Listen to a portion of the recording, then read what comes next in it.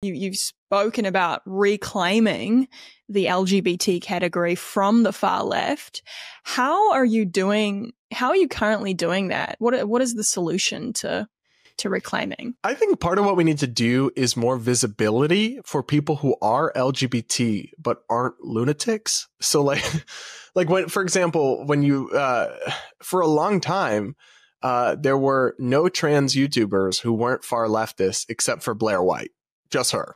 There was barely anyone LGBT on YouTube who wasn't a leftist. So if I'm a young person or if I'm even a middle-aged person using YouTube and all the creators I see from the LGBT community are extremists on these questions, are political leftists, it's not unreasonable to assume for me to assume that that is what they're all like, even though it actually is inaccurate to some degree and to, I think, an increasing degree, actually.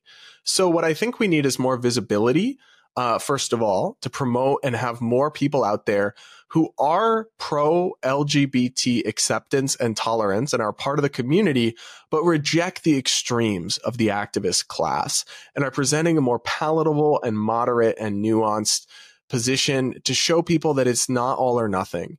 You don't either have to embrace a far right, socially regressive, intolerant approach and backlash, or be on board with the woke they, them, non-binary socialists.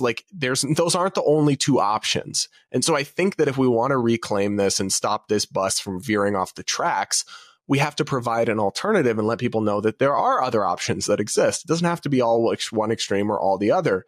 The second thing I think we have to do is take on, debate, and challenge and debunk and police our own community and police the extremists. And kind of push back on their ideas and distance ourselves from them. And then one other thing I think we have to do also is push back on the backlash. So, for example, the kind of right-wing backlash. So, for example, I've made videos where people, there was one video I saw of a gay couple adopting a baby, and everyone was furious in the comments. And all these conservatives are like, this is terrible. And I'm like, no, it's not. That's fine. That's good. And I went and pushed back on that as well. We also have to resist the backsliding that's going on, because if we don't, it will just continue, I think, unopposed. And so between those three things, right, presenting an alternative, policing our own community and pushing back, and then resisting the backsliding, I don't think it's impossible to stop this slow motion debacle. But it's not going to be easy, and we need a lot more people in the fight if we're going to do it.